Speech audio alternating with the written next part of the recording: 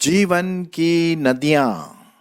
जी हाँ, आपने नदियाँ तो बहुत देखी होंगी और जब हम नदी देखते हैं तो बड़ा अच्छा सा लगता है। कभी कभी तैरने का दिल भी करता है। अगर वो नदी साफ है और नीले कलर की दिखती है तो वाह वाह वाह, बहुत अच्छा लगता है कि नहीं।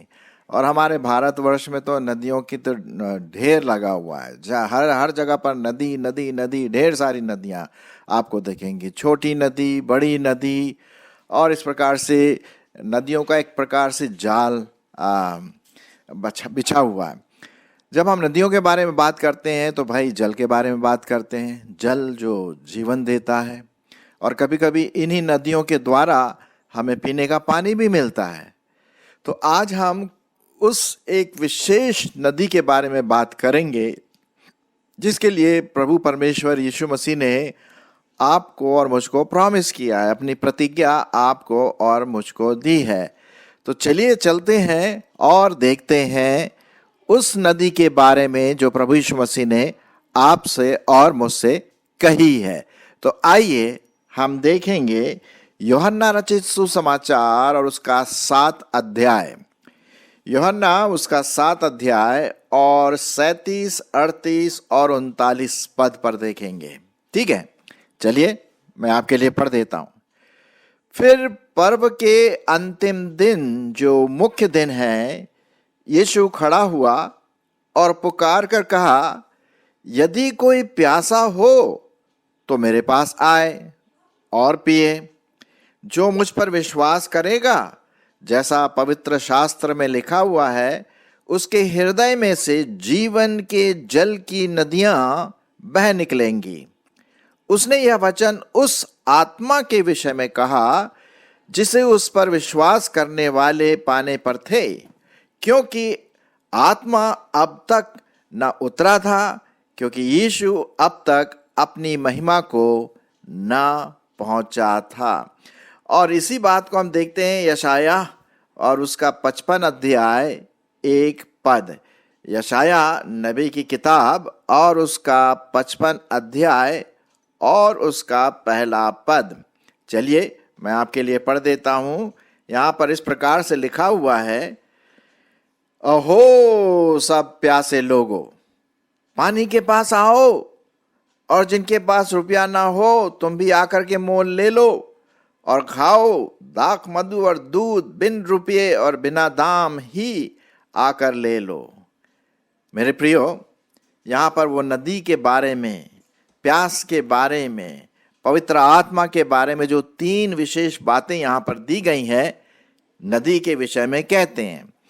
अब जैसे मैंने कहा कि हमारे देश में नदियों का जाल है और जहाँ भी नदी होती है तो लोग वहाँ बस जाते हैं, क्योंकि वहाँ उनको बड़ा अच्छा लगता है, फ्रेशनेस होती है और फिर उसके बाद पानी मिलता है, थोड़ा नाव में इधर उधर जाने के लिए मज़ा आता है ना, खुला सा रहता है। लेकिन ये जो नदी है जिसके बारे में प्रभु यीशु मसीह कह रहे हैं, ये है आत्मिक नदी। जी हाँ, शारीरिक नदी भौतिक रूप से जब हम देखते हैं तो बहुत अच्छा लगता है कि नहीं। और लोग फिर नदी के किनारे जाते हैं और पिकनिक भी मनाते हैं, बड़ा अच्छा लगता है, गाना बजाना और थोड़ा सा खाना पका के खाना फ्रेश एयर में और बड़े ताज़ी हवा में जब ये सब होता है। लेकिन ये तो हुआ हमारी शारीरिक जीवन के लिए, लेकिन आत्मिक जीवन के लिए आत्मिक नदी भी है। और वो आत्मिक नदी प्रभु यीशु मसीह कहता है, जब पर्व के दिन हम देखते हैं वहाँ पर प्रभु यीशु मसीह ने ये बात कही पर्व के दिन कि हे सब जितने प्यासे लोग हो मेरे पास आओ। और वही बात हम देखते हैं यूहन्ना उसका 7 अध्याय जो मैंने आपके लिए अभी पढ़ा। अब ये बातें क्यों उसने कही, यदि कोई प्यासा हो तो मेरे पास आए और पिए। अब देखिए, जब भी हमें प्यास लगती है तो हम क्या करते हैं, पानी पीने जाते हैं। आजकल तो खैर हम नदी के पास नहीं रहते हैं, ज़्यादातर लोग टैप से पानी पीते हैं या एक्वागार्ड से पानी पीते हैं, है कि नहीं। बॉटल लेकर के पानी पीते हैं, बोतल आजकल बहुत चलती है पानी की, 10-20 रुपए की शुद्ध पानी जिसे कहते हैं।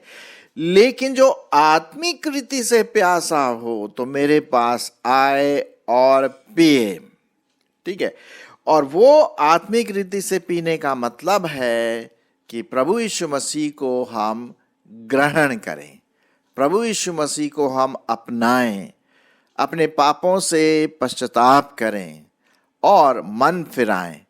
ये मतलब है। यदि कोई प्यासा हो भाई तो मेरे पास आए। कितने लोग हर रोज इधर उधर भटकते हैं, अपनी आत्मा की प्यास बुझाने के लिए इधर उधर जाते हैं, बाबाओं के पास, इसके पास, उसके पास, कोई धार्मिक लीडर के पास जाता है। अरे इधर उधर जाने की जरूरत नहीं है।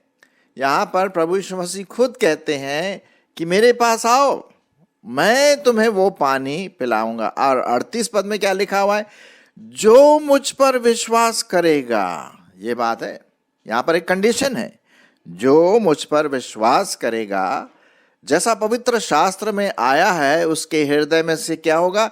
जीवन के जल की नदियां निकलेंगी, नदियां निकलेंगी। मतलब उसका जीवन पानी से लबालब भरा रहेगा है, और उछलता रहेगा उस जीवन का जल। उसके जीवन के जल से जीवन निकलेगा, आनंद आएगा, आशीष मिलेगी, आशा पूरी होगी। क्या बात है। तो ये आत्मिक प्यास प्रभु यीशु मसीह आपके लिए, मेरे लिए बुझाना मांगते हैं। और इसीलिए उस प्रभु यीशु मसीह ने क्या किया? अपनी जान, अपना बलिदान क्रूस पर दे दिया और फिर तीसरे दिन मुर्दों में से जी उठा। तो हमें उस प्रभु यीशु मसीह पर विश्वास करना है। अब जो मैं आपके सामने यहाँ पर बात लाना मांगता हूं, अब ये प्रभु यीशु मसीह ने इस नदी का नाम क्या दिया, क्या मतलब है उसका, ये भी देख लें। 39 पद में लिखा हुआ है, उसने यह वचन उस आत्मा के विषय में कहा जिसे उस पर विश्वास करने वालों पर थे, जो विश्वास करने वाले पाने वाले थे, क्योंकि आत्मा अब तक न उतरा था, क्योंकि यीशु अब तक अपनी महिमा को न पहुंचा था। तो यहाँ पर प्रभु यीशु मसीह, वो जो जीवन की नदियां उस व्यक्ति से निकलेंगी, वो किसके बारे में था? पवित्र आत्मा के बारे में। जैसे कि आप इस स्लाइड में, पिक्चर में देख रहे हैं, जबरदस्त ब्लू कलर का वाटर है, नदी है, अच्छी खासी गहरी नदी लग रही है, और उसके ऊपर एक कबूतर है, पक्षी, और उसके ऊपर आग सी, ज्वाला सी दिख रही है। ये पवित्र आत्मा को दर्शाता है। कहने का मतलब ये है कि इस नदी में पवित्र आत्मा की भरपूरी होती है। जी हाँ, यहाँ पर हम देखते हैं, जो प्रभु यीशु मसीह पर विश्वास करेगा उस पर पवित्र आत्मा आएगा और उसको अपनी परिपूर्णता से उसके जीवन में भर जाएगा। चलिए मैं कुछ पदों को आपके लिए पढ़ना मांगता हूं। ठीक है, इफिसियों उसका 2 अध्याय 1 से 5। इफिसियों उसका 2 अध्याय 1 से 5, और वहां पर हम देखेंगे कि परमेश्वर का वचन क्या कहता है। यहां पर लिखा हुआ है, और उसने तुम्हें भी जिलाया जो अपने अपराधों और पापों के कारण मरे हुए थे, जिनमें तुम पहले इस संसार की रीति पर चलते थे और आकाश के अधिकार के अधिपति अर्थात उस आत्मा के अनुसार चलते थे जो अब भी आज्ञा न मानने वालों में कार्य करता है। ये कौन सी आत्मा है? बुरी आत्मा है, शैतान की आत्मा है, डेविलिश है। हाँ, ईवल स्पिरिट जिसे हम कहते हैं, उसके अधिकार में रहते थे जब तक हम प्रभु यीशु मसीह के पास नहीं आए। इनमें हम भी सबके सब पहले अपने शरीर की लालसाओं में दिन बिताते थे और शरीर और मन की मनसाएं पूरी करते थे। ये बुरी आत्मा है, इविल स्पिरिट है, शैतान की आत्मा। ये बता रहा है पौलुस इस बात को। पहले हम इसी में थे और शरीर पर मन लगा करके मन की मनसाएं पूरी करते थे, और अन्य लोगों के समान स्वभाव से क्या थे? क्रोध के संतान थे, गुस्से वाले थे, चालाकी वाले, घमंड से भरा हुआ। परंतु अब यहां पर वो शब्द आया है, परंतु, चौथा पद, परंतु परमेश्वर ने जो दया का धनी है, अपने उस बड़े प्रेम के कारण जिससे उसने हमसे प्रेम किया, जब हम अपराधों के कारण मरे हुए थे तो हमें मसीह के साथ जिलाया और अनुग्रह ही से तुम्हारा उद्धार हुआ है। तो कहने का मतलब है कि अब उस बुरी आत्मा को निकालने के लिए परमेश्वर ने अपना बलिदान किया और तीसरे दिन मुर्दों में से जी उठा। अब वही बात होती है जो मैंने यूहन्ना में आपके सामने पढ़ा कि जो मुझ पर विश्वास करेगा उस पर क्या होगा? जीवन की नदियां निकलेगी। ये जीवन की नदियां कौन है? पवित्र आत्मा है। पहले कौन सी आत्मा थी? इविल स्पिरिट, बुरी आत्मा, शैतान की आत्मा, शरीर की आत्मा। अब जब हम प्रभु यीशु मसीह पर विश्वास करते हैं तो कौन सी आत्मा है? पवित्र आत्मा। पवित्र चीजें हमारे मन से, हमारे जीवन से निकलती है। और यही बात यहाँ पर प्रभु यीशु मसीह कहते हैं, पवित्र आत्मा की भरपूरी होगी उन लोगों के लिए जो प्रभु यीशु मसीह पर विश्वास करते हैं। गलतियों मैं आपके लिए पढ़ूंगा, गलतियों नहीं, माफ करना, कुलूसियों उसका 2 अध्याय और 13 पद। कुलूसियों उसका 2 अध्याय और 13 पद। यहाँ पर इस प्रकार से लिखा हुआ है, और उसने तुम्हें भी जो अपने अपराधों और अपने शरीर की खतना रहित दशा में मुर्दा थे उनके साथ जिलाया और हमारे सब अपराधों को क्या कर दिया? क्षमा कर दिया, है ना। तो अब यहाँ पर हम देखते हैं जब प्रभु यीशु मसीह ने ये बात कही कि भाई जो कोई प्यासा मेरे पास आए और उसके जीवन की नदियाँ निकलेगी, ठीक है। और वो किसके बारे में था? पवित्र आत्मा के बारे में हम यहाँ पर देखते हैं, है कि नहीं। भजन संहिता उसका 23 अध्याय और 3 पद। भजन संहिता उसका 23 अध्याय और 3 पद में क्या लिखा हुआ है? वो मेरे जी में जी ले आता है, धर्म के मार्गों में वह अपने नाम के निमित्त मेरी क्या करता है? अगुवाई करता है। जी हाँ, वो मुझे हरी हरी चराइयों में बिठाता है, वो मुझे सुखदाई जल के झरने के पास ले चलता है। जीवन की नदियां, जी हाँ, ये वो जीवन की नदियां हैं जो परमेश्वर आपको और मुझको देता है, ठीक है। तो ये बात यहाँ पर हम देखते हैं, यशाया में भी हम इसके बारे में पढ़ते हैं। अब हम देखेंगे 2 कुरिन्थियों उसका 5 अध्याय और 17 पद। 2 कुरिन्थियों उसका 5 अध्याय और 17 पद। यहाँ इस प्रकार से लिखा हुआ है, यदि कोई मसीह यीशु में है तो वो नई सृष्टि है, पुरानी बातें क्या हो गई? बीत गई। देखो वो सब क्या हो गई? नहीं हो गई। पहले जब हम प्रभु के पास नहीं थे तो हमारा मन सा कैसा था? पवित्र आत्मा नहीं, इविल स्पिरिट के समान था। शैतान की आत्मा हमारे जीवन में थी, शरीर की आत्मा हमारे जीवन, हमारा पुराना सेल्फ, हमारा पुराना मनुष्यत्व था।